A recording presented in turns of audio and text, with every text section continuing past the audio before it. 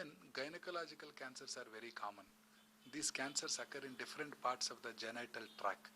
Genital tract means uterus. Uterus is the where we are all born. Then ovaries. Ovaries are responsible for the ovum production. This ovum fuses with the sperm to cause zygote, and the fetus is born. And the uterus has two major parts: body of the uterus and the cervix. Cervix is the front part of the uterus. Then vaginal tract, the vagina, and all these are called gynecological organs, and these cancers which arise in gynecological organs are gynecological cancers. In India, especially in South India, cervical cancer, that is the front part of the uterus, is the commonest cancer. In fact, in entire India, about 1,34,000 new cervical cancers are being diagnosed every year as per ICMR estimate. Every 8 minutes, one woman would die of cervical cancer in India. That is the magnitude of the problem.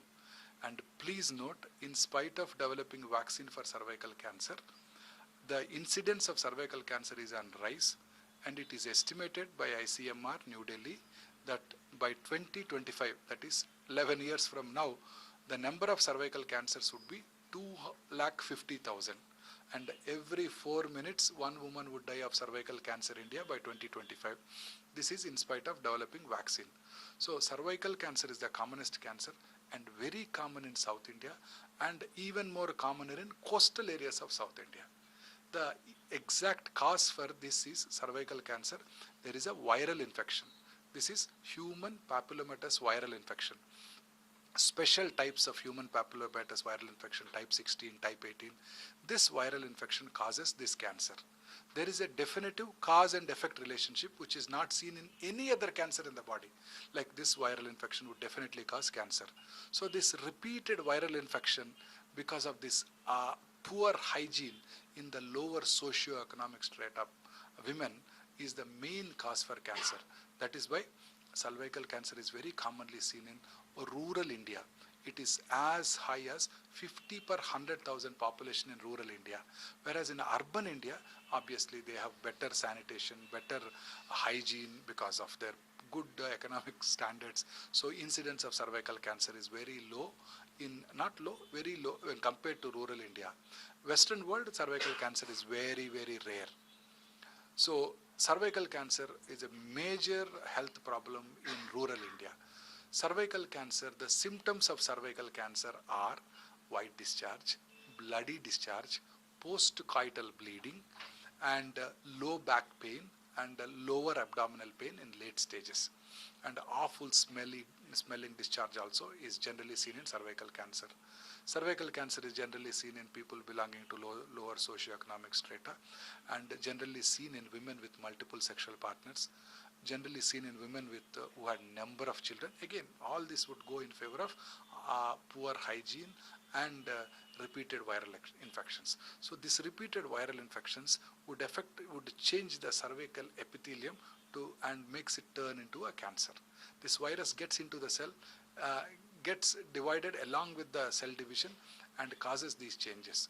So if you could prevent this by giving a vaccine, which I would discuss in the later part of our discussion, we would be able to prevent cancer. Then how do we diagnose cervical cancer? Very simple test. Clinical examination by a lady gynecologist or any surgeon or a surgical oncologist. Easily they would be able to make out whether there is cervical cancer or not. Per speculum examination, per vaginal examination, we would easily make out. Small lesions are generally made out by colposcopic examination. How do we confirm? By doing a pap smear, that pepanicular smear, that is cytological examination, or biopsy. Simple biopsy as an office procedure we would be able to diagnose cervical cancer. Once we diagnose cervical cancer, we have to stage the patient, stage the disease, because entire treatment is dependent on the staging. So early cervical cancer, stage 1 and stage 2A, we operate on these patients. We do a radical hysterectomy. So early cervical cancer, treatment of choice is radical hysterectomy.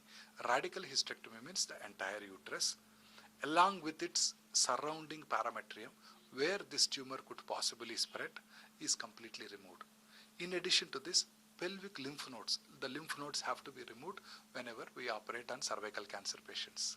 So surgery is the most important treatment in early cervical cancer. Previously, this surgery used to be done by cutting open the abdomen and the entire tumor used to be removed. Nowadays, we are performing this surgery in minimally invasive fashion. That is making 3 or 4 small keyholes and then using high definition image one cameras, because using this high definition image one cameras, we would be able to see much more clearly in a magnified manner than when we see them with naked eye. So we would be able to perform a good surgery. This is called laparoscopic radical hysterectomy.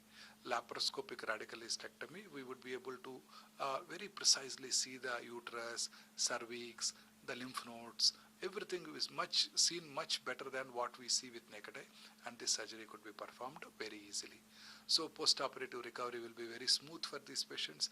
In addition to it, just in front of the cervix, urinary bladder will be there.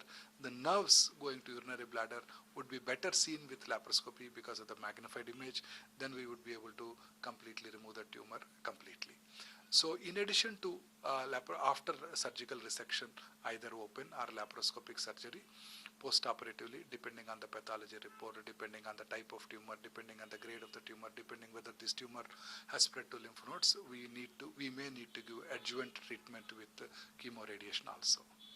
In late cervical cancer, as I've said, early cervical cancer, treatment of choice is surgery. In late cervical cancers, treatment is generally chemoradiation. Stage 2B, stage 3 and stage 4 cancers are generally treated with chemoradiation. Even in late stages such as stage 3B, about 30% of them would get cured. So every patient should be given the benefit of treatment. We should not neglect. Even in advanced stages, we could get a good life in these patients giving chemoradiation protocols. With the newer advances in radiotherapy, linear accelerators, VMAT therapy, we are able to precisely target the radiation onto the cervix and avoid post-radiation complications also. Very, very rarely these tumors could spread to different organs. Then treatment is just palliative chemotherapy. To prolong life, we give chemotherapy.